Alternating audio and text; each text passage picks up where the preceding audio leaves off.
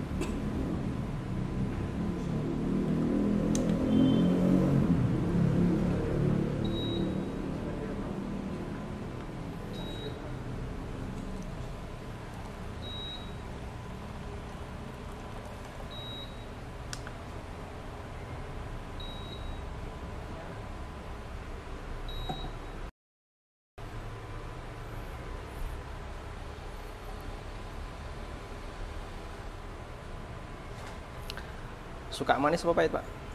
Manis. Manis.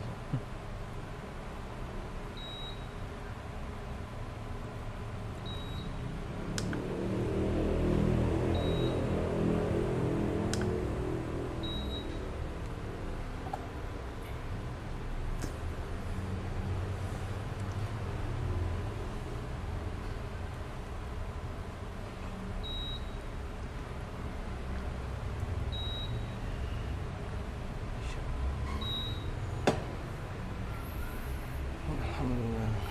Monggo silakan. Masya Allah. Gulanya. Siap. Monggo.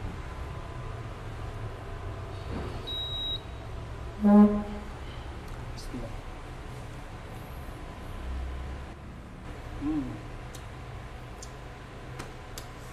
Tambah gula, Pak. Biasa sendoknya? Sendoknya. Masya Allah, dibuatin kopi spesial dari Ustadz kita, Ustadz Amin Baik, Habibullah Ta'ala. Assalamualaikum Ustadz, apa kabar? Waalaikumsalam warahmatullahi wabarakatuh. Alhamdulillah khair. Mas Andes, apa kabar? Masya Allah, Alhamdulillah. Baik, kita mulai acara di pagi hari ini. Kita sapa dulu pemirsa yang di rumah. Assalamualaikum warahmatullahi wabarakatuh. Waalaikumsalam warahmatullahi wabarakatuh. Alhamdulillah, alhamdulillahirabbil alamin. Hamdan katsiran thayyiban mubarakan fi, mubarakan alaihi kama yuhibbuna rabbuna wa yarda. Alhamdulillah, di pagi hari yang cerah ini, hari Sabtu 5 September 2020, kita berkesempatan bertemu kembali di acara Coffee Break. Coffee Break, bukan Coffee Break ya, Mas Andes. Ini Coffee Break karena Coffee break. ada kepanjangannya Apa, Mas? kajian online pagi bersama Ustadz Ami dan kawan. Masya Allah. Breaknya itu Break Breaknya bersama. bersama. Oh. Bersama Ustadz. Plesetin dikit. Kita disiarkan langsung dari Warkopi Serasa di Rejodani, Kecamatan Nganglik, Sleman. Tepatnya di Jalan Pelagar, Jalan Tentara Pelajar. Palagan Tentara Pelajar. Tentara Pelajar. Alhamdulillah di pagi hari ini kita sudah dibersamai oleh Ustadz kita. Yang pertama ada Ustadz Amin Nurbait Habibullah Ta'ala. Apa kabar Ustadz? Alhamdulillah Sehat? khair. Alhamdulillah. Jazakallah Ustadz, tadi ya dibuatin kopi untuk membuka mukadimah di pagi hari ini. Itu baru latihan. Masya Allah. Kalau kan tadi ya Ustadz ya. Oke pemirsa, kita juga sudah ada owner kita, owner Warkopi Serasa, Mas Andreas Setiasa. Apa kabar Mas Andreas? Alhamdulillah, Alhamdulillah. Sehat Mas? Alhamdulillah, alhamdulillah. Baik, pagi ini kita akan ngobrol santai dengan para ustadz kita dan owner Serasa, Warkopi Serasa. nanti kita akan lebih detail ngobrol-ngobrol tentang makanan, dan nanti juga insya Allah ada sesi interaktif tanya jawab Ustaz di akhir acara. Nomor telepon yang bisa dihubungi oleh pemirsa yang pertama di interaktif di 0812 244 3344, dan pemirsa juga bisa melayangkan pertanyaan melalui WhatsApp di nomor 0812 21567890. Oke Ustaz, Masya Allah, ini jazakallah khairan Ustaz, sudah dihidangkan sebuah kopi spesial. Rasanya cukup mantap sih Ustaz untuk pemula ya, untuk pemula. Alhamdulillah. Alhamdulillah. Mungkin ini kopi spesial karena dibuatin langsung sama Ustadz yang Masya Allah. Baik Ustadz, kita mulai acara kita di pagi hari ini. Yang pertama, mana kita? Pak Andes kopi nggak? Pak Andes mau kopi? Fisikti ya tadi, fisikti. 560. Masya Allah, nyoba fisikti tadi. Dibuatin, Masya Allah. Yang mana Pak kodenya Pak? Fisikti sama aja tat, pakai yang natural. Pakai natural bisa ya? Natural Sindoro itu tat. Siap. Sambil dibuatkan kopi, Pak Andes, saya mau ngobrol dulu ya. Oh, Pak Andes nih. nje. Kenapa Pak Andes kok buka warung kopi ini, nggak warung Tegal atau warung Indomie seperti itu Pak? Wah, nih, Masya Allah, ini pertanyaan yang sangat menarik nih, Masya Allah. Kenapa dulu memilih warung kopi ya, Mas Eto? Dulu gini Mas, saya itu kan bisnis utama galeri furniture. Saya memikirkan apa yang bisa digabungkan antara furniture dengan kuliner. Saya pengen kuliner, makanya terpilihnya kopi, warung kopi ini. Kayaknya lebih cocok. Ada kuliner, ada galeri furniture, itu kayaknya lebih asik. Dan yang kedua, ini yang pertimbangan kedua yang sangat menarik lagi, di kopi ini banyak sekali ceritanya. Dari penanamannya, pemanenannya, sangrai, sampai penyeduhan yang Ustadz lakukan ini, banyak sekali ceritanya. Bahkan banyak sekali metodenya. Yang ini Masya Allah. Ini yang membuat saya Kalau ceritanya banyak, episodenya nggak bisa. Ini satu session ini kayaknya nggak selesai ini Mas. Apalagi pelatihan, bisa 3 hari. Pak. 5 Pak ya, blendernya. Oh iya, 5 tat. Pakai yang 5 aja tat. Yang nggak terlalu berat. Sebenarnya apa benar kalau kopi itu homer? Ada beberapa yang menyebutkan karena ada proses fermentasi dan lain sebagainya, makanya disebut sebagian kopi itu homer. Jadi memang kalau dari sisi tinjauan bahasa, kopi itu dalam bahasa Arab kadang disebut homer.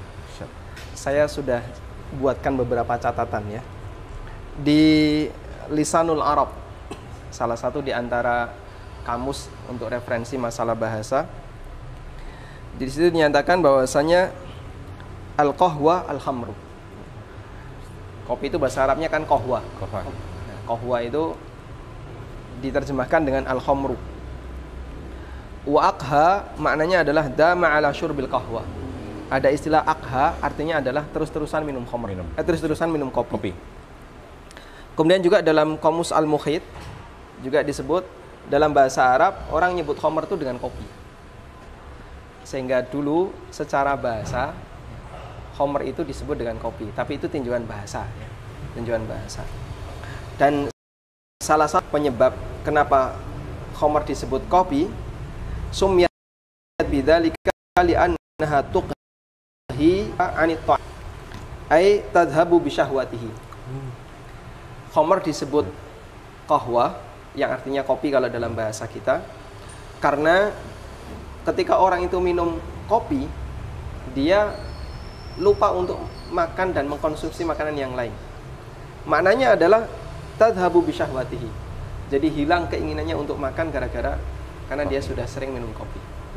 Tapi itu hanya tinjauan bahasa. Jadi tinjauan bahasa ini artinya tidak mempengaruhi dari sisi hukum. Ya, meskipun pengaruhnya ada sebagian ulama yang dulu bahasanya itu haram. Baik, nanti kita lanjutkan. Saya tak menyelesaikan ini dulu. Ya. Masya Allah. Ada produk kopi luwak nggak sini Pak? Kopi terlalu eksklusif. eksklusif. Bisa juga. Gimana Ustaz? Ada yang bisa dibantu Ustaz? Alhamdulillah ini semuanya baik-baik saja. Jadi mohon maaf karena saya baru latihan agak sedikit kaku. Biasanya ini bisa diselesaikan dalam waktu cepat karena mohon maaf ini baru latihan ya. Saya sendiri tidak seberapa minat dengan kopi. Makanya kalau yang saya minum yang dihidangkan panitia itu teh pemirsa. Teh serai juga tadi. Ya, teh serai ya. Masya Allah. Baik, Ustaz.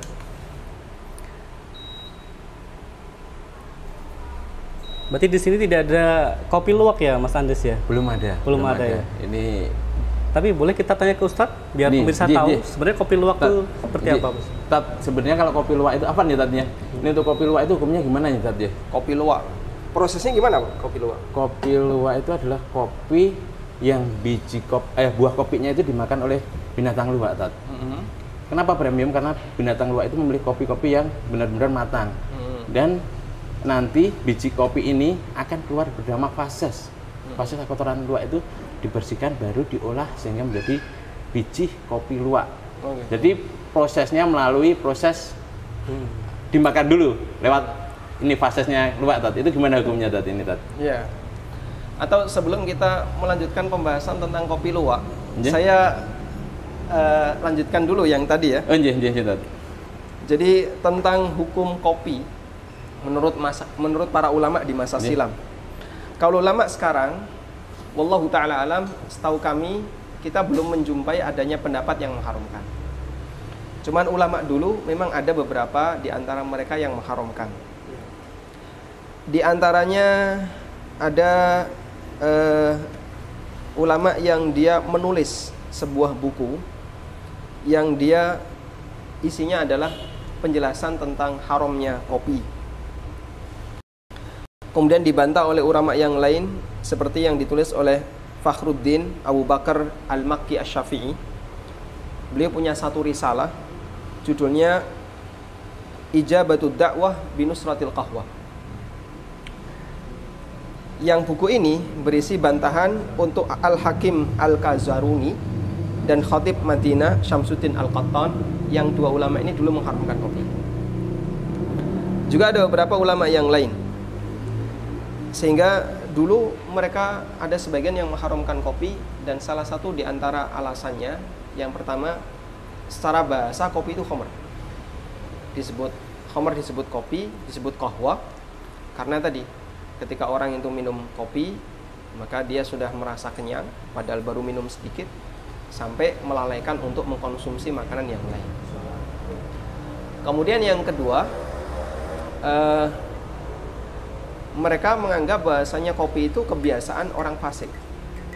Karena dulu ketika kopi itu muncul di sekitar kaum muslimin, kebanyakan yang mengkonsumsi kopi itu mereka duduk-duduk pinggir jalan ya, sambil riba, kadang sambil membicarakan aib orang lain, kadang godain wanita yang lewat dan seterusnya. Gibahnya sampai kusuk, Ustaz ya. Sehingga bagi para ulama ketika melihat kebiasaan orang yang minum kopi itu, wah ini kayaknya kebiasaan yang kurang bagus.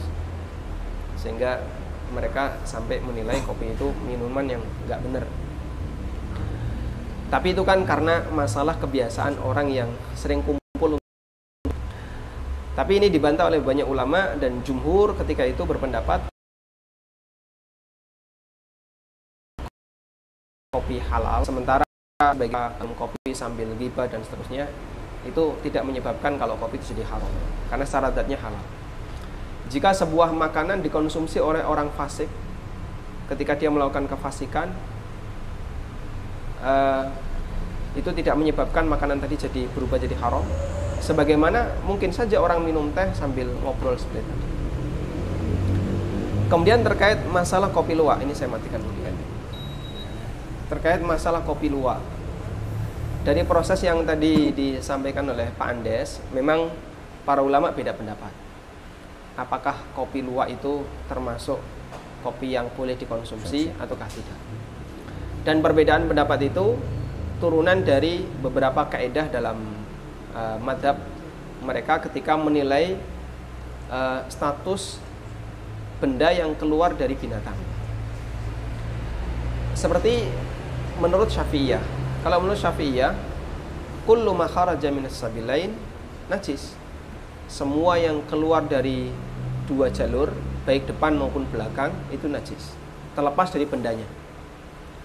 Sehingga andaikan ada orang yang mengkonsumsi kelereng, ketelan kelereng gitu, lalu keluar dalam bentuk wujud utuh kelereng ini najis, sehingga tidak boleh disentuh, harus dibuang. Dan Syafi'iyah bahwa semua yang keluar dari binatang itu najis, baik dia binatang yang halal dimakan maupun binatang yang haram dimakan. Nah, ini salah satu di antara pendekatan. Kan berarti kalau luwak itu makan buah kopi ya. Kemudian bijinya keluar dalam kondisi utuh dalam bentuk ya, berdasarkan fases masih utuh ya, masih utuh, tapi dia masih ya, bareng dengan kotoran binatang itu ya. Maka ini najis. Najis. Dan semua yang keluar dari binatang, baik yang halal dimakan maupun yang haram dimakan, najis. Namun ada beberapa ulama yang menganggap bahasanya semua yang haram dari atau semua yang keluar dari binatang, yang keluar dari kotoran yang berupa kotoran binatang, tidak semuanya najis. Ada yang dia tidak najis. Contohnya adalah kotoran binatang yang halal dimakan. Dalilnya Nabi SAW pernah sholat di kandang kambing, dan beliau juga pernah menyuruh ada kaum Uraniyin yang datang ke kota Madinah, kemudian dia mengalami sakit, oleh Nabi SAW diminta silahkan kau datangi kebun untuk ternakan unta, yang di situ dipakai untuk menjaga unta zakat. Kemudian silahkan minum susunya dicampur dengan kencing unta, dan qadarullah dengan izin Allah sembuh. Nah, itu dalil bahasanya kotoran hewan yang halal dimakan itu tidak najis. Nah, terus luwak itu masuk yang mana? Masuk yang halal dimakan atau haram dimakan? Nah, itu muncul perselisihan lagi. Ada sebagian yang menilai luwak itu haram dimakan, sehingga kotorannya najis. Ada yang menilai luwak itu halal dimakan, karena itu kotorannya tidak najis. Kalau kita mengambil kesimpulan yang disampaikan oleh Al-Ustadz Dr. Muhammad Arifin Badri dalam salah satu tulisan beliau menilai bahwa kopi luwak yang asli ya, bukan yang klaim itu kopi luwak. Yang asli ada juga palsu itu tidak najis dan halal untuk dikonsumsi. Nah, mungkin harganya lebih mahal ya, karena prosesnya lama. Sudah jadi belum nih kopinya, Sat? Kita lanjutkan, Pak. Ini tadi sampai berapa mili, Pak? Sampai 160, Sat. 160 ya. Baik, pemirsa, kita sudah bincang-bincang masalah kopi luwak. Jangan lupa jika ada pertanyaan yang mau disampaikan, nanti bisa hubungi kita di akhir sesi ke nomor telepon 0812 2444 3344 dan melalui WhatsApp ke 0812 21567890. Baik, kita lanjutkan lagi, Ustaz. Ini ada beberapa macam kopi nih, Pak, ya, ini dari bahan-bahan yang disajikan di kafe ini. Tapi mata saya tertuju sama ini, Pak, Mas Andes nih. Ada Gayo Wine. Wine bukannya minuman bir ya? Ini maksudnya gimana ini? Gayo Wine itu adalah prosesnya, Mas. Wine. Jadi wine itu adalah proses pengolahan pasca panen kopi. Kopi itu kan ada macam-macam, ada natural, ada semi wash, macam-macam ada. Yang salah satunya adalah wine. Wine itu pemrosesannya yaitu buah kopi dijemur seperti naturalnya, pengolahan natural, cuman di sini penjemurannya agak lama, sampai 60 hari. Penjemurannya? Ya, agak lama. Masya Allah, sampai 60 hari. 60 hari. Karena untuk mengeluarkan fermentasinya kopi. Berarti itu mahal sekali ini, Pak. Lebih mahal daripada yang lainnya. Nah, di situ kan, jadi nanti akan keluar asemnya seperti asemnya anggur wine. Ya, di situ makanya dinamakan wine, proses wine. Nah, itu yang menjadi permasalahannya. Sebenarnya memabukkan nggak, Pak? Karena ada tulisan wine tadi. itu istilah aja. Oh, istilah saja. Karena keasamannya Aman berarti ya? Aman ya? Insya Allah keasamannya mirip dengan anggur. Nah, ini tadi yang menjadi pertanyaan Anan tadi, Awan je. Kalau proses fermentasi itu, fermentasi lama itu nih tadi, itu termasuk halal atau haram kan? Ini ketika difermentasi dia bentuknya dijemur ya. Dijemur nih, Bukan diperam, bukan. Bukan, kalau ini dijemur. Kalau Awan itu bisa dijemur. terjadi fermentasi dengan dijemur. Dijemur itu bersama kulitnya, kulit sama arinya. Kan ada jadi buah, ada kulit ari sama bijinya. Nah, itu kan penjemuran itu akhirnya melekat itu. Karena setahu kami kalau fermentasi kan mau diperam aja. Mengembangkan bakterinya. Kayak tape itu aja. Lalu dia diperam. Iya. Kali ini cuma dijemur, Tat. Baik. Jadi ini halal ataukah haram? Di zaman Nabi SAW ketika beberapa sahabat diutus oleh beliau untuk datang ke Yaman dalam rangka berdakwah. Kan ya Rasulullah, di sana itu ada minuman namanya albita wal mizru. Albita dan al mizru. Yang itu hasil fermentasi. Entah prosesnya gimana sih, kita tidak tahu dan di hadis juga tidak disebutkan. Dan Nabi SAW juga nggak tanya cara pembuatannya gimana. Cuman minuman itu dikenal dengan nama albita dan al mizru. Ini ada di Sahih Bukhari. Kemudian Nabi SAW ngasih satu kaidah. Beliau mengatakan, kullu muskirin haram. Semua yang memabukkan haram. Sehingga minuman itu mau dikasih nama apapun, yang jadi acuan bukan namanya tapi memabukkannya. Makanya bisa jadi kalau ada satu minuman yang kasih nama bagus sekali ya, bahkan namanya itu maknanya makna yang sangat indah. Bir itu artinya apa? Al-birru man ittaqaw. Al-birru, Masya Allah. Al-bir itu kan artinya kebaikan. Masya Allah. Birrul walidain. Birrul walidain. Berbakti kepada kedua orang tua. Ini nama yang luar biasa. Nama indah ya. Nama indah. Tapi nama ini dipakai untuk minuman yang khabith, minuman yang jelek. Dan statusnya memabukkan. Meskipun dia 0% alkohol. Tapi ketika dikonsumsi bisa menyebabkan mabuk, ya statusnya tetap haram.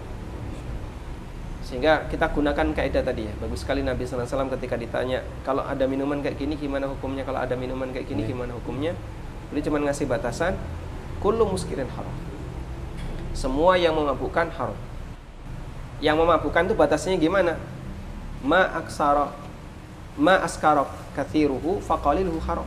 Kalau diminum dalam jumlah banyak bisa memabukkan, maka meskipun sedikit hukumnya haram. Baik, Ustaz. Tadi bicara fermentasi, Ustaz. Jadi inget tape, Ustaz. Nah, hukum tape yang mengandung alkohol itu seperti, Ustaz, makanannya halal atau jadi haram? Jadi batasnya bukan mengandung dan tidak mengandung alkohol. Tapi batasnya adalah memabukkan atau tidak memabukkan. Ada banyak sekali minuman di sekitar kita, bahkan termasuk makanan di sekitar kita yang dia mengandung alkohol. Durian itu kadar alkoholnya cukup tinggi. Kemudian beberapa buah-buahan itu kadar alkoholnya juga cukup tinggi ya, seperti buah-buahan yang gampang basi, semangka atau apalagi misalnya anggur. Ya. Namun itu tidak menyebabkan makanan tadi, buah-buahan tadi menjadi haram. Dan kita tahu yang namanya anggur itu sesuatu yang mubah, bahkan termasuk di antara makanan pokok di zaman Nabi SAW adalah anggur. Mereka kadang bayar zakat fitrah pakai anggur. Baik. Terus kembali ke ini ya, masalah kopi wine. Kalau dari sisi zatnya, selama dia tidak memabukkan, insya Allah tidak masalah. Halal. Cuman bagaimana dari sisi penamaannya? Karena dia dikasih nama dengan nama yang memabukkan, Homer, minuman yang kurang bagus. Hobbit. Kalau disebutkan dalam hadis yang diriwayatkan oleh Abu Dawud dan yang lainnya, Nabi SAW pernah menceritakan akan datang satu zaman di mana manusia itu menghalalkan khamr. Wa yusammuna bi ghairi ismihi, dan mereka ngasih nama khamr itu dengan selain namanya. Mereka kasih nama minuman rohani, atau dikasih nama bir, atau dikasih nama yang lainnya. Padahal itu aslinya khamr. Karena itu yang disebutkan dalam hadis itu khamr dikasih nama selain khamr dalam rangka untuk pengelabuan masyarakat. Nah ini yang dilarang oleh Rasulullah SAW dan beliau sebut itu bagi kejadian di akhir zaman. Baik, terus kalau dibalik gimana? Minuman yang halal dikasih nama yang kurang bagus. Ya secara aturan bakunya kita tidak memiliki dalil khusus tentang masalah ini. Cuman jika memang itu mengesankan sesuatu yang kurang baik, seharusnya dikasih nama apa merek-merek minuman yang haram, topi miring, yang terkenal gitu. Nah itu tidak boleh kalau jangan kasih nama seperti itu, karena bisa memicu kecurigaan atau memicu suudzon. Kayaknya udah jadi nih Pak. Insyaallah. Ini wallahu alam, rasa tidak ditanggung. Nggih. Ana coba nyetat ya. Ana coba bismillah. Silakan Mas Anes. Baik, ini sesuai tema kita hari ini break ya. Sesuai tema kita hari ini Kopi Break, kajian online pagi bersama Ustadz Ami dan kawan.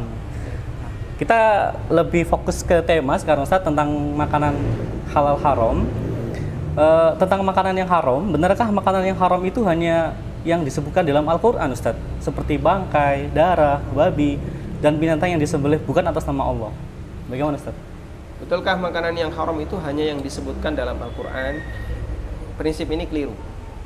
Dan ini termasuk di antara prinsip turunan dari kelompok Ingkarus Sunnah.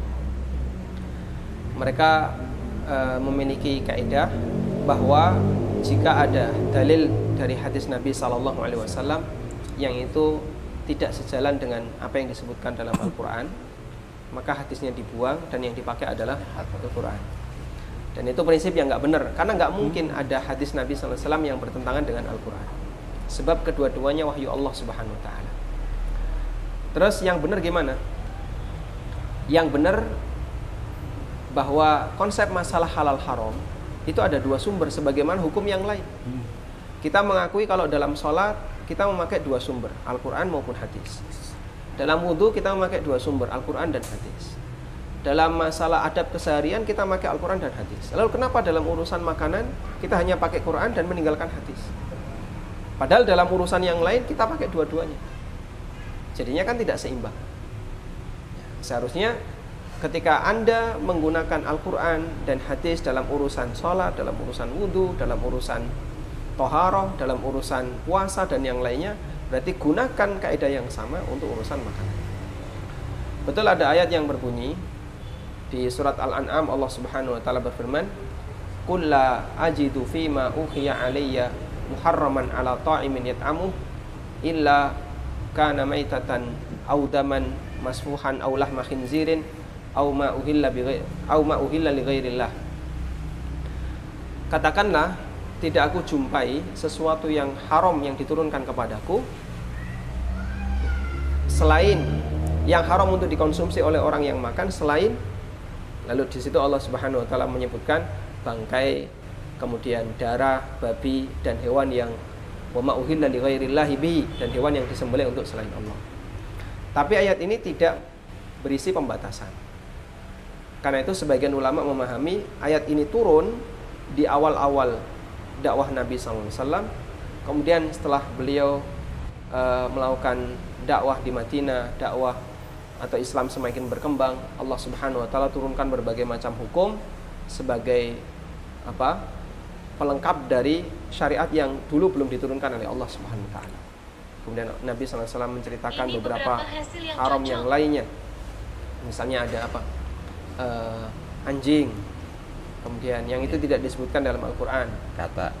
termasuk kata, kemudian binatang yang wajib dibunuh dan seterusnya, atau yang diperintahkan untuk dibunuh.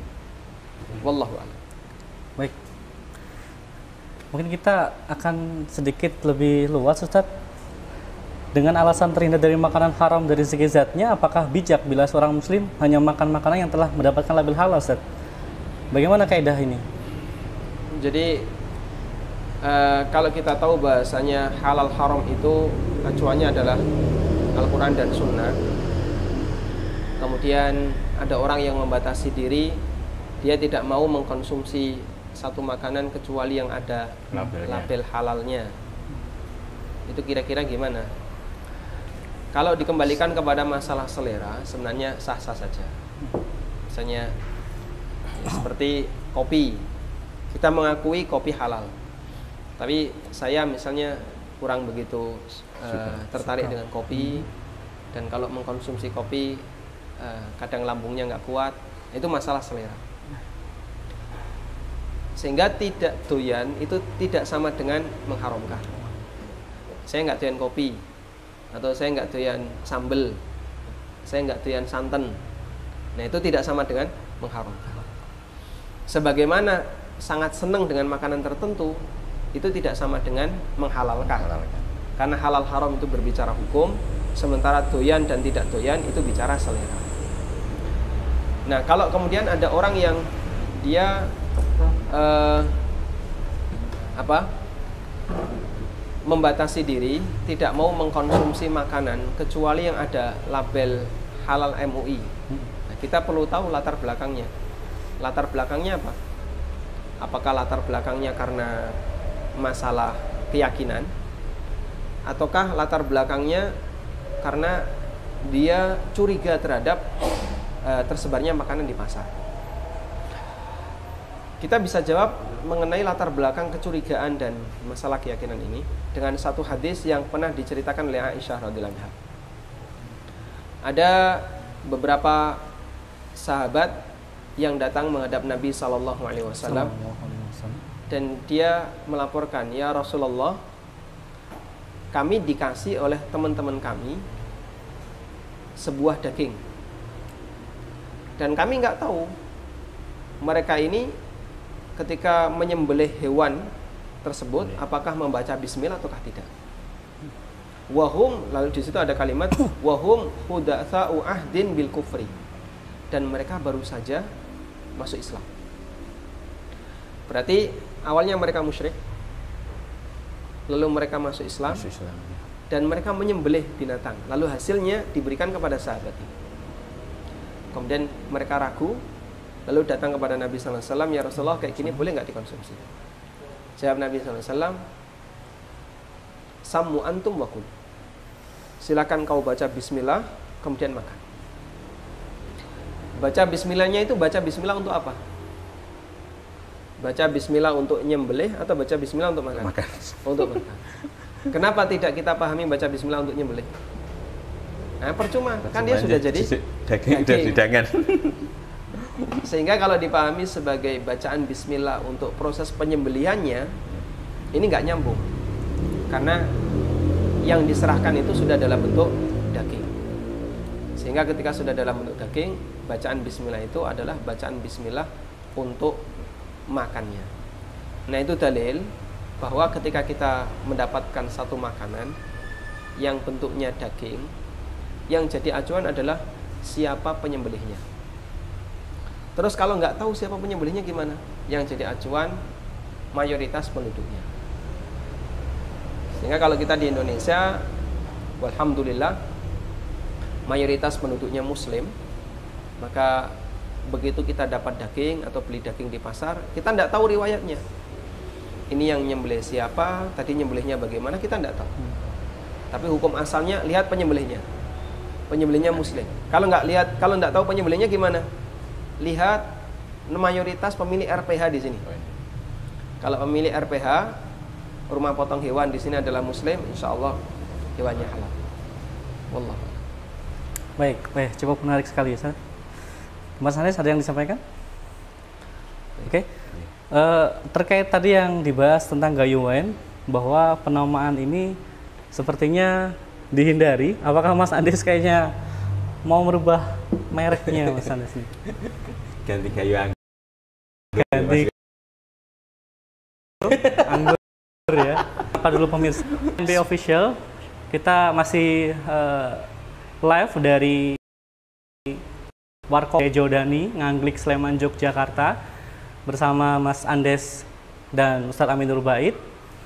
Teman-teman yang mungkin bisa mampir ke Jogja atau memang orang Jogja bisa mampir setiap jam setengah 4 setengah 4 sore sampai setengah 11. setengah 11 malam. Insya Allah halal ya Mas Anis ya, Insya Allah. halal. Dan nanti akan diganti namanya. Ganti Kemudian angin, pemirsa, insya Allah. Yang kemudian memberi pemirsa nama juga Ini emang Nah, ya. dari proses kopi itu emang ada 4. Dan Jadi memang sudah natural, terkenal di honey. masyarakat Iya, namanya wine. udah. Iya. Ya emang kalau Pak Andes yang ngubah namanya nggak ngefek. Karena masyarakat kan kenalnya ini kopi, apa namanya? Wen. Kopi wine. Iya, kayu wen. Kayu Jadi, wen. Iya, prosesnya Aceh, dari Aceh dibikin proses wen, Tot. Gitu. Iya. Sehingga yang ngasih nama bukan Pak Andes nih. Iya. Umumnya dari pemain sananya kopi. Ustaz ya. Pemainnya. Baik, pemirsa, kami ingatkan lagi pemirsa ANB Official dan media lainnya bisa bergabung di interaktif kita di 0812 2444 3344 atau melalui pesan WhatsApp 0812 21567890. Baik, kita lanjut ke pertanyaan berikutnya, Ustaz. Di dalam hadis disebutkan yang halal itu jelas dan yang haram itu juga jelas. Nah, di antara keduanya terdapat perkara yang syubhat atau yang samar. Apakah makanan yang syubhat tadi apakah ada makanan yang syubhat, Ustaz, dan bagaimana kita menyikapinya? Jadi sesuatu yang haram itu ada dua ya. Pertama haram yang didapat, haram karena zatnya. Yang kedua haram karena cara mendapatkannya. Nah, yang kami pahami sesuatu yang haram karena zatnya itu di tengah kaum muslimin biasanya cukup dihindari. Makanya banyak orang yang punya kecurigaan terhadap makanan yang beredar di masyarakat sehingga dia hanya membatasi mau mengkonsumsi yang ada label MUI-nya. MUI-nya. Iya. Cuman kecurigaan yang terlalu berlebihan ini ya kurang bagus. Karena dalam Islam Nabi SAW mengajarkan dalam masalah halal haram itu yang penting lihat mayoritas penduduknya, kemudian lihat siapa yang menyembelihnya. Jadi lihat subjek, bukan lihat objek. Itu kalau berkaitan dengan masalah daging. Kalau tidak berkaitan dengan masalah daging, misalnya apa?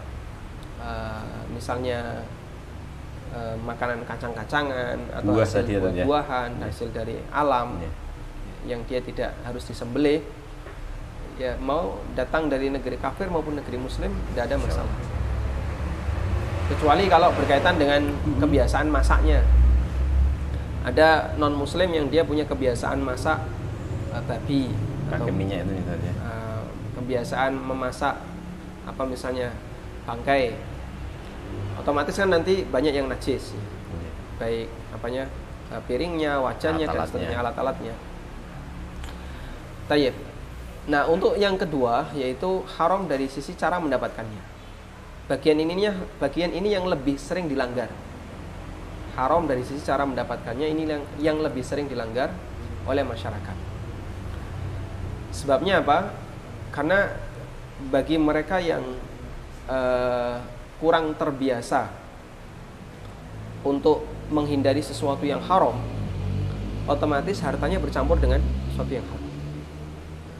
Terus hartanya itu kemudian menjadi apa? Sumber makanan dia, lalu misalnya apa? Dia mengkonsumsi dari harta haram tersebut. Nah, disitulah terjadi makanan yang sifatnya syubhat.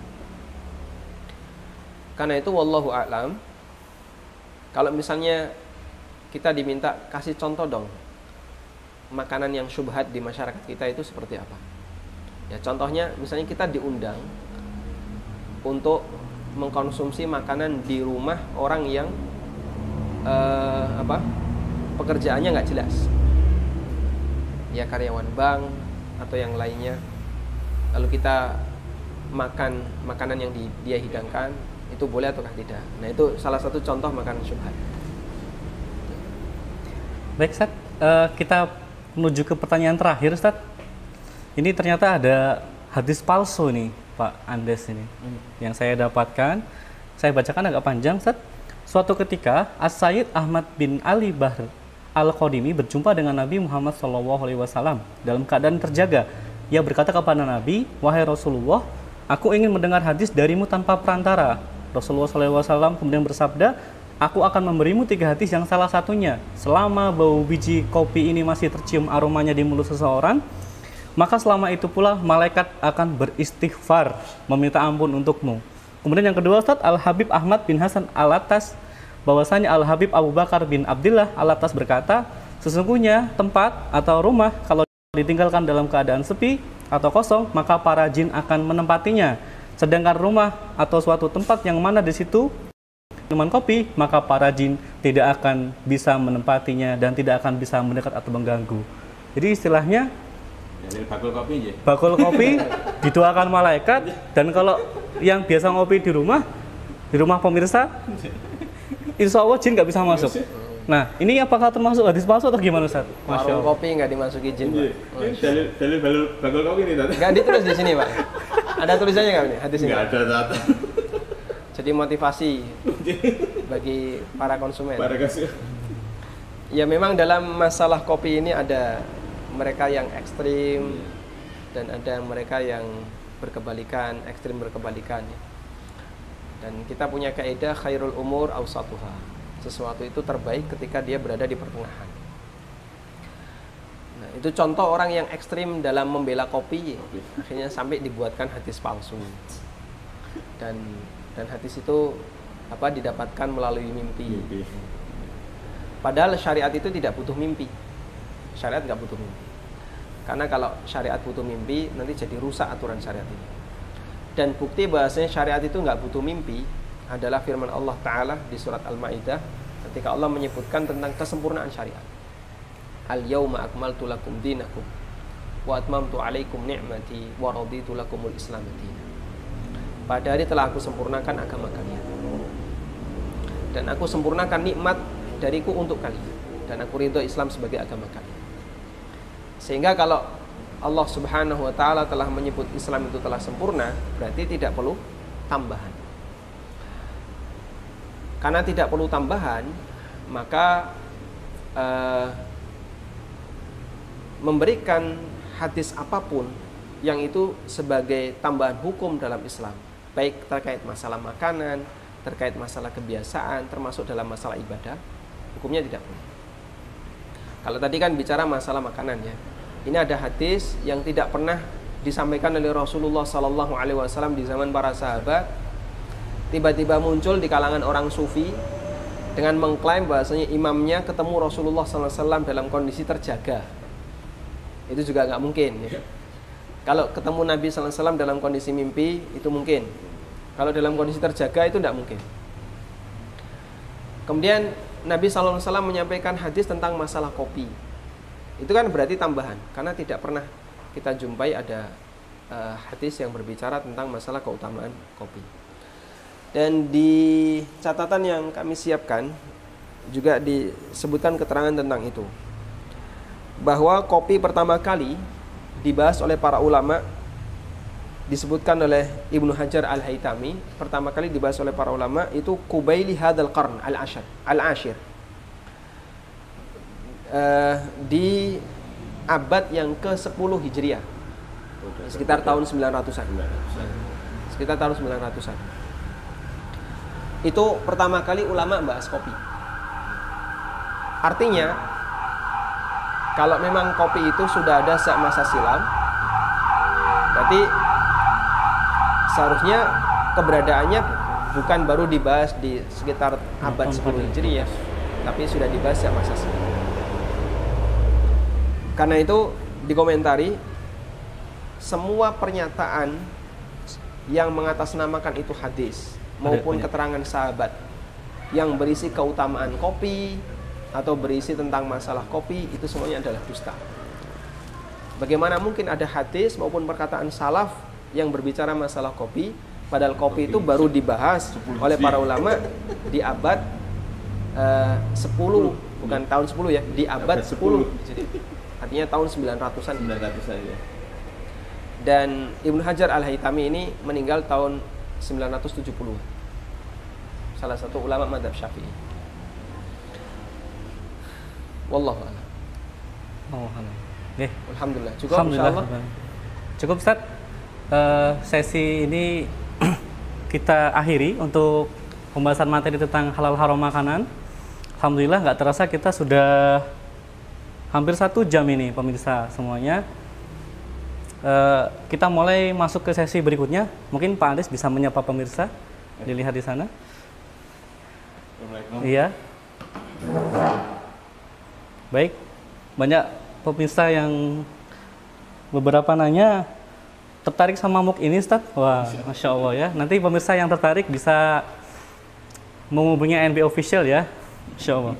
Baik, kita angkat pertanyaan dari WhatsApp dan telepon interaktif. Namun sebelumnya kita sampaikan lagi pertanyaan untuk interaktif. Yang pertama di nomor 0812 2444 3344 atau yang melalui pesan WhatsApp di nomor 081 221 567890. Baik Ustadz, kita angkat pertanyaan yang pertama dulu dari WhatsApp. Bismillah Ustadz, dalam hand sanitizer mengandung alkohol 70%. Setelah mengoleskan hand sanitizer ke tangan, terus kita makan, apa hukumnya Ustadz? Silakan Ustadz. Yang kami pahami, begitu orang menggunakan hand sanitizer lalu dia biarkan sejenak, nanti alkoholnya akan menguap karena dia nggak bisa bertahan dalam waktu yang lama ketika di udara bebas.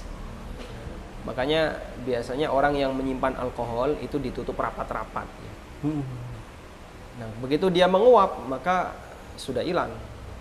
Cuman mungkin bekasnya masih ada, dan bekasnya itu berupa bau atau yang lainnya. Terus boleh nggak makan dalam kondisi tangan seperti ini? Wallahu ta'ala alam, acuannya tadi, selama dia adalah khamr, maka dia tidak boleh dikonsumsi.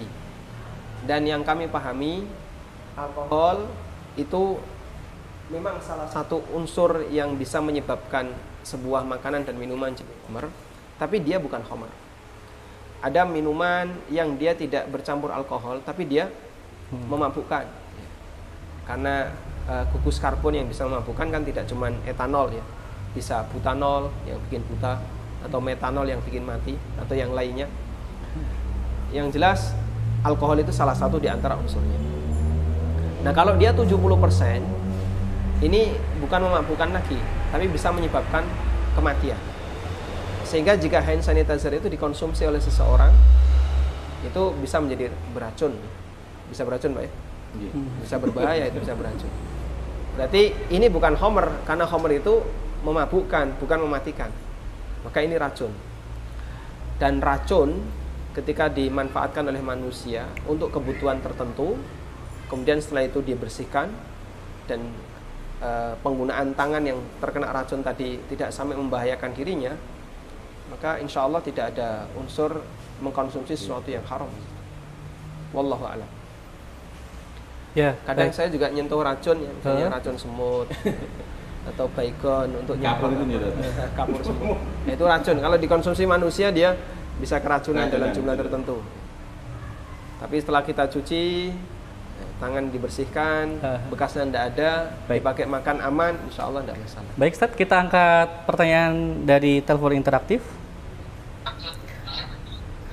Baik, Assalamualaikum. Waalaikumsalam. Dari siapa di mana? Dari Kalsi di Bekasi. Dari Ibu di Bekasi ya? Iya. Baik, silakan pertanyaannya Ibu untuk Ustadz. Ustadz sudah bisa mendengarkan suara Ibu.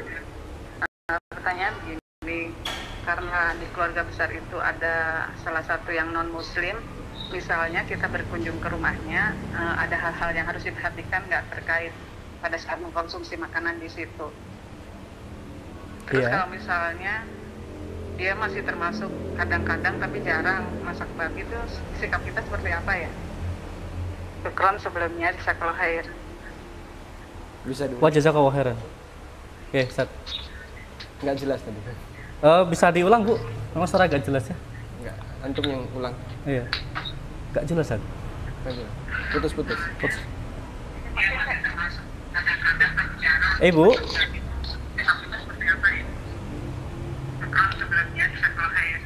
Mas Andres menangkap pertanyaan Ibunya? Nggak begitu jelas juga. Nggak begitu jelas ya? Nggak begitu jelas. Oh, baik. Mohon maaf Ibu, pertanyaannya kurang yang bisa ditangkap. Ditangkap. Kita lanjut ke pertanyaan berikutnya, Ustaz. Dari Faiz Farisi Jakarta. Assalamualaikum Ustaz. Izin bertanya, bagaimana sikap yang tepat ketika mendapati makanan yang tidak ada logo halal dan tidak diketahui komposisi serta cara pengolahannya? Lalu bagaimana status makanan yang didapat dari kegiatan-kegiatan orang kafir atau kegiatan-kegiatan bid'ah, Ustaz? Silakan. Jika makanan itu adalah makanan yang tidak mengandung daging, seperti roti atau buah-buahan atau yang lainnya, insya Allah tidak ada masalah. Bahkan sampai pun datang dari orang kafir, kita boleh mengkonsumsi. Dulu ketika para sahabat berinteraksi dengan orang-orang Majusi, mereka mengkonsumsi makanan dari hadiah orang Majusi. Dan termasuk di antara yang mempengaruhi peradaban Mekah dan Madinah, salah satunya adalah peradaban yang berasal dari Persia. Ya, karena ketika itu mereka sudah memiliki kerajaan yang besar. Kemudian yang kedua, kalau makanannya berupa daging atau sembelian, kemudian kita tidak tahu bagaimana prosesnya, maka kita kembalikan kepada hadis Aisyah tadi. Nabi SAW ngasih acuan, lihat subjek. Kalau subjeknya Muslim, dalam arti yang menyembelih adalah Muslim, selesai masalah. Kalau kita nggak tahu yang menyembelih siapa, karena makanannya sudah matang kan nggak mungkin di track ya. Ini tadi datang dari RPH mana, kamu beli di mana. Kalau tidak tahu dan tidak ada label halal dari MUI, maka kembalikan kepada mana yang dominan. Kembalikan kepada penduduknya. Kalau penduduknya dominan Muslim, insya Allah tidak masalah.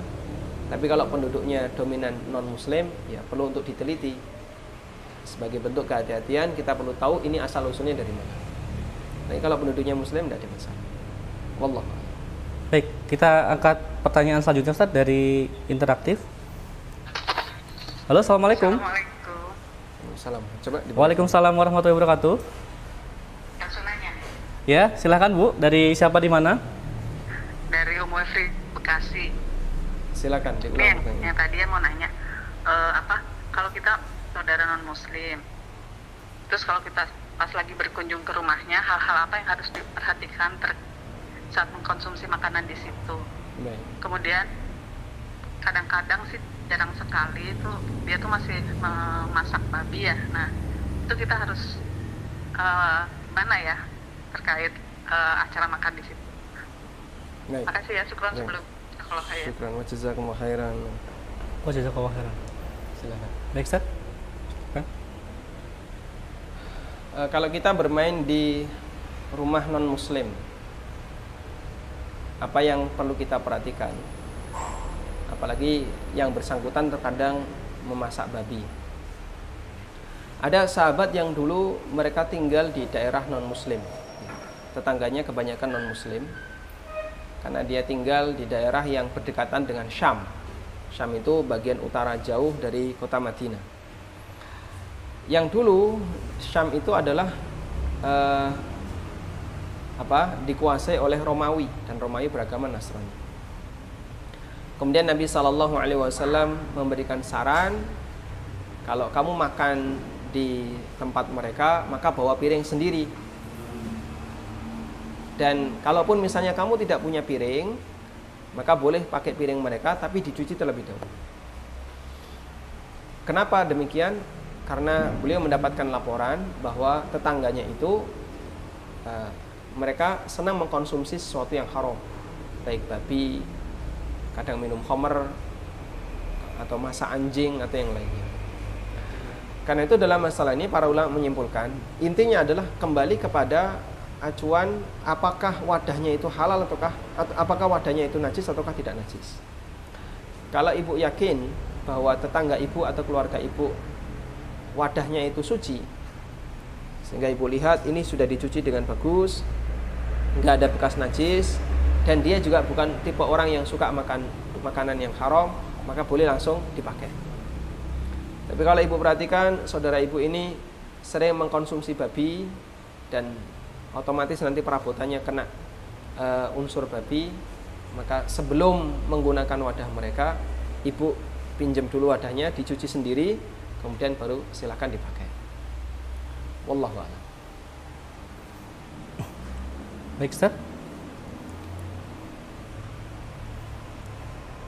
Kita angkat lagi pertanyaan berikutnya, Ustaz. Assalamualaikum. Salam. Dengan Bapak siapa di mana? Dengan Bapak Doni dari Cengkareng. Pak Doni di Cengkareng, silakan Pak, pertanyaannya sudah terhubung dengan Ustadz. Ya, Afwan Ustaz. Ya, karena Ya. kan jam tangan Ustaz. Ya, Nah, kalau jam tangan ini kan dibocorin di servis sama anak, terus jamnya nggak diambil tuh Ustaz, gimana tuh Ustaz? Oh, Karena kan ya. duitnya udah, adanya modalnya kita betulin udah masuk ke situ gitu, terus udah nggak diambil berapa tahun, 3 tahun, itu gimana tuh hukum barang tuh Ustaz? Caranya gimana tuh Ustaz? Baik, di kwitansinya ada klausul yang menerangkan bahwa setahun nggak diambil bisa diserahkan ke pihak peservis, Pak? Tidak ada ya? Nggak ada Pak, nggak ada Pak. Baik. Cukup, Pak? Cukup? Ya, cukup ya. Baik. Jazakallah. Wah, jazakallah khairan, Pak. Benar, Ustaz. Jadi beliau ini di luar tema ya, Ustaz ya? Ini Di luar muamalah. tema muamalah. Tapi karena sudah kita nggak bisa memfilter karena langsung interaktif, jadi dimohon dijawab, Ustaz. Beliau seorang tukang servis jam, jadi ada seseorang yang nyervis ke tempat jamnya, tapi sudah lama nggak diambil, Ustaz. Sementara pihak servis sudah mengeluarkan uang untuk memperbaiki jamnya. Nah, apakah ini jadi hak milik tukang servis atau gimana statusnya, Ustaz? Silahkan. Baik, ini nampaknya sudah pernah kita bahas dalam kajian subuh itu ya, tentang status orang yang menservis barang milik orang lain kemudian tidak diambil dalam waktu yang lama. Pertama, kami sarankan bagi Bapak Ibu yang memberikan jasa layanan servis barang-barang milik masyarakat, sebaiknya dikasih satu pengumuman bahwa kami bersedia dititipi hanya maksimal selama 1 bulan. Kemudian dikasih pernyataan, jika barang tidak diambil lebih dari 1 bulan bukan tanggung jawab kami. Nah, kalimat bukan tanggung jawab kami nanti itu bisa bermakna ketika barang hilang bukan lagi tanggung jawab Anda. Sehingga andaikan misalnya Anda servis kulkas atau televisi, begitu jadi selama 1 bulan dirawat, setelah 1 bulan berakhir Anda taruh di luar, ternyata kok diambil tukang rongsok, Anda tidak bertanggung jawab. Kenapa tidak bertanggung jawab? Karena orang yang diberi amanah, status barang ini kan barang amanah, itu boleh melepaskan amanah tadi ketika dia tidak mau melanjutkannya. Sehingga pada waktu dia dikasih amanah, dia boleh menolak dari depan, Pak, saya nggak mau dititipi. Boleh.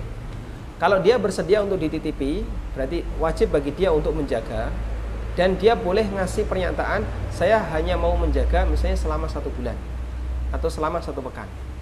Lebih dari itu saya nggak mau jaga. Berarti pemilik barang harus sudah bisa memahami bahwa dalam waktu 1 bulan dia harus ngambil barang itu.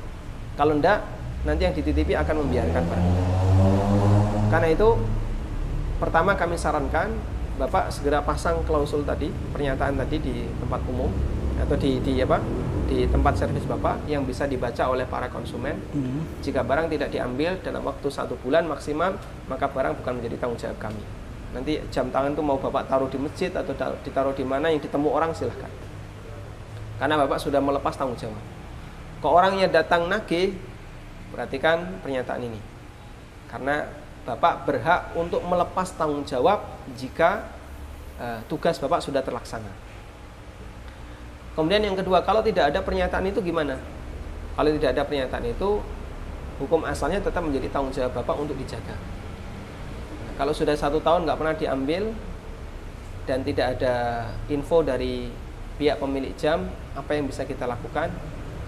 Wallahu a'lam, kami tidak tahu jawabannya. Mungkin nanti Bapak bisa tanyakan kepada Ustadz yang lebih senior dalam masalah ini, atau Ustadz Irwandi atau Ustadz Arifin Badri, untuk bisa mengetahui bagaimana status penyelesaian barang milik orang lain yang tidak diambil selama waktu yang lama. Baik. Wallahu a'lam. Kita angkat lagi pertanyaan dari interaktif, Ustaz. Assalamualaikum. Assalamualaikum warahmatullahi wabarakatuh. Waalaikumsalam. Dengan siapa di mana? Ya, saya Jessi di Tangerang. Ya, silakan Mbak Jessi. Gini Pak Ustadz, saya ini punya penyakit migrain. Migrain, ya. Dan obatnya itu hanya kopi ya. Nah, saya tuh kadang-kadang sampai addicted kecanduan gitu Ya. minum kopi. Nah, yang saya sukain itu kopinya itu kopi yang memang yang udah terkenal itu di kata orang itu kopinya dari Yahudi atau apa itu ya. Nah, saya tuh sampai addicted. Beberapa rekan-rekan saya bilang, kamu kenapa nggak coba kopi-kopi lokal? Terus saya kayak nggak merasa cocok gitu ya. Sampai addicted saya itu apa berlebihan atau gimana? Karena ada yang bilang kamu nih Muslim, kenapa nggak coba menolong yang sesama Muslim gitu. Tapi memang saya coba kopi-kopi lain nggak cocok gitu. Nah, hanya cocoknya di kopi itu. Apa ini termasuk kategori berlebihan atau gimana ya, Ustaz? Itu aja. Siap. Assalamualaikum warahmatullahi Waalaikumsalam warahmatullahi wabarakatuh. Waalaikumsalam. Wah, ini kayaknya ke Mas Andes ini. Jadi beliau ini kecanduan kopi. Yang kopinya Kopi impor ya. kopi impor ya, Mas Andes nih. Dari Mungkin sekian kopi yang bisa dipakai untuk terapi migrain yang mana? Ini harus nyoba satu-satu. Oh, tuh, harus kalau nyoba tuh. Beliau lebih seneng yang kayak gimana tuh? Ke Arabica atau Robusta atau Liberica kan? Ada 3 itu kan rata-rata. Mas Andes mungkin bisa dijelaskan ke pemirsa? Waduh, kalau masalah itu anak kurang paham juga kalau ya masalah untuk migrain atau tidak itu Tat. Mungkin dia lebih ke Ustadz untuk itu gimana kan Tat, hukumnya tadi? Iya. Kalau untuk Canduan ya. kecanduan dia. Harus Ustaz, gimana Ustaz? Jadi kalau yang dipermasalahkan adalah asal usulnya. Karena tadi kan kopinya itu berasal dari Yahudi ya, Bang? negeri Yahudi ya. Yahudi. Kalau nggak ini Yahudi tuh. Tat.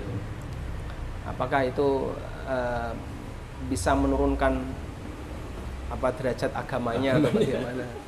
Apakah itu masuk dalam kategori maksiat atau gimana? Jadi masalah makanan dan masalah murni dunia itu Allah Subhanahu wa taala memberikan kelonggaran.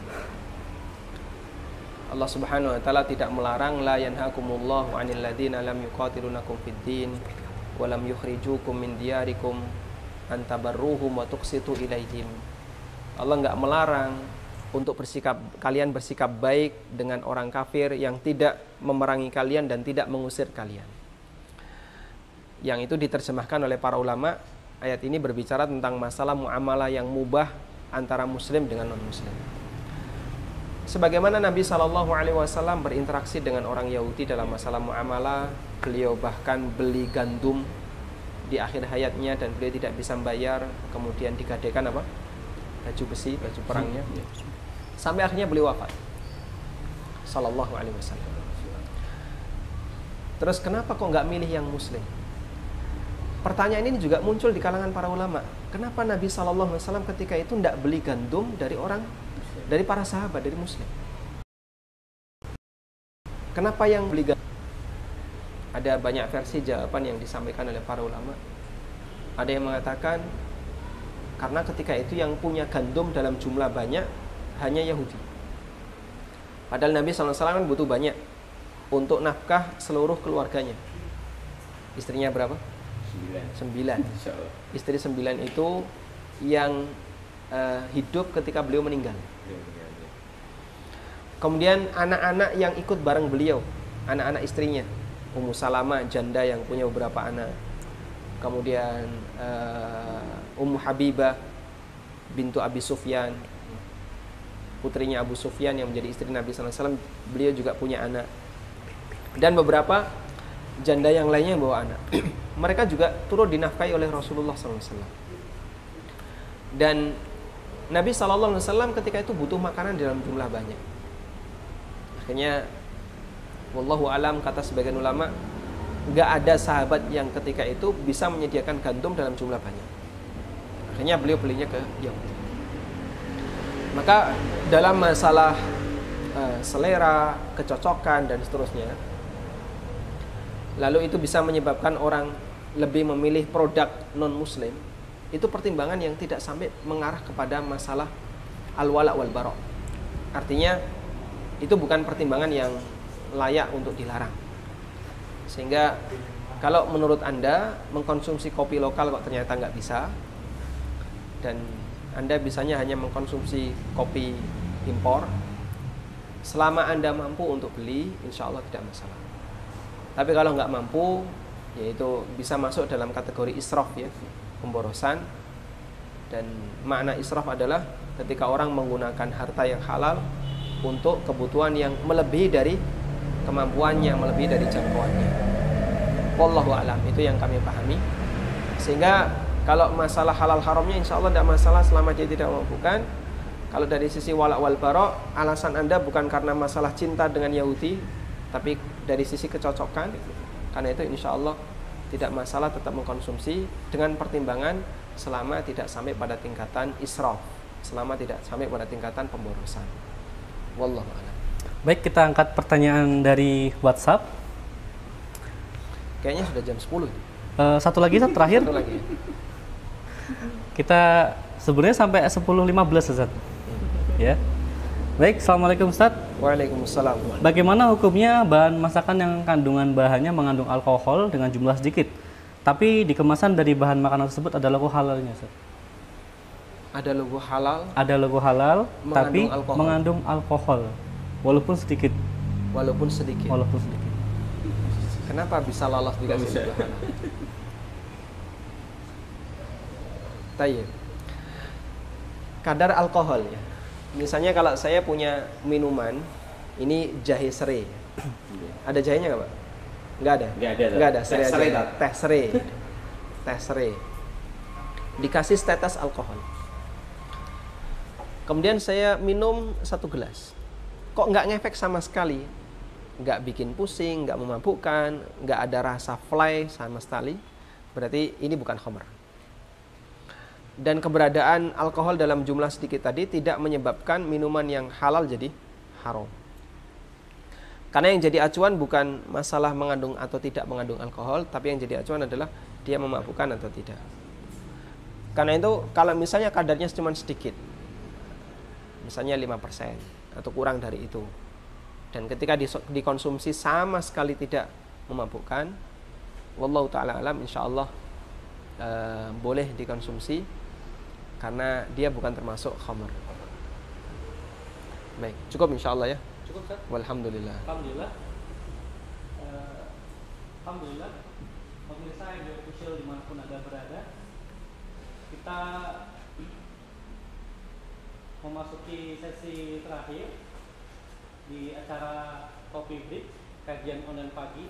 Ini udah siang ya, mendekati siang, Mas Andes. Kopi Break, kajian online pagi bersama Ustaz Ami dan kawan, live disiarkan langsung dari Warkopi Serasa di Rejodani, Ngaglik, Sleman, Yogyakarta, di Jalan Tentara Palagan Tentara Pelajar ya. Cuman mohon diingatkan pemirsa ya, kalau Anda mampir ke sini yang bikin kopi bukan saya lagi. Ada petugas. Ini cuman gimmick ya, Ustaz. Di sini terima kasih saya ucapkan kepada Mas Andes yang sudah memfasilitasi kegiatan kita di pagi hari ini, dan sekali lagi saya ucapkan kepada media yang sudah meliput di acara pagi ini, acara Kopi Break bersama Ustadz Amin Nur Bait. Pemirsa ANB Official juga bisa mampir di sini ya, Mas ya. Ada promo ya bagi Goweser. Bagi Goweser ada promo 20% khusus all varian kopi ya. Iya. Ada menu favoritnya Pak Ades? Ada kopi asmara, Mas. Kopi asmara, Masya Allah. Ini ada cintanya Pak asmara. Kopi asmara itu pahitnya kopi dipadu dengan manisnya madu. Manisnya madu. Madu randu. Madu. Asiknya madu randu. Asmara. Baik.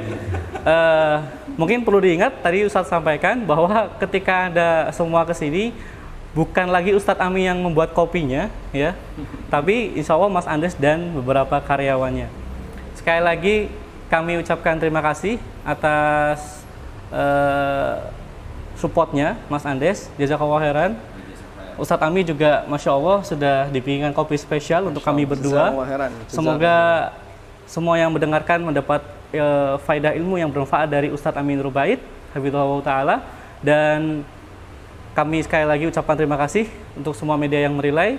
Akhirnya kita cukupkan sampai di sini dengan bacaan kafaratul majlis. Subhanakallahumma wa bihamdik, asyhadu an la ilaha illa anta, astaghfiruka wa atubu ilaik. Assalamualaikum warahmatullahi wabarakatuh. Waalaikumsalam warahmatullahi wabarakatuh.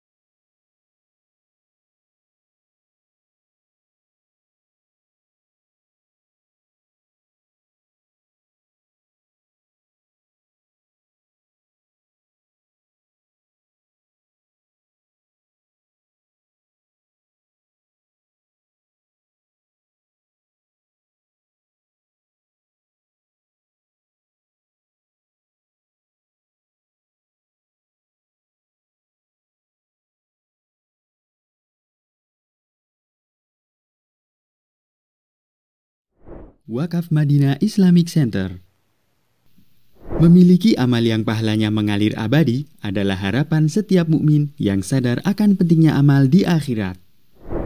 Yayasan Amal Abadi Indonesia akan membangun Madinah Islamic Center di atas tanah wakaf seluas sekitar 3.600 meter persegi, berlokasi di Dusun Gentan, Jalan Kaliurang, kilometer 10, Ngaglik, Sleman, Yogyakarta. Madinah Islamic Center terdiri dari masjid, Madinah Islamic Primary School, studio ANB Official, perpustakaan, lazis, aula serbaguna, wisma asatidzah, dan perkantoran. Salurkan wakaf tunai Anda untuk pembangunan Madinah Islamic Center melalui rekening berikut ini.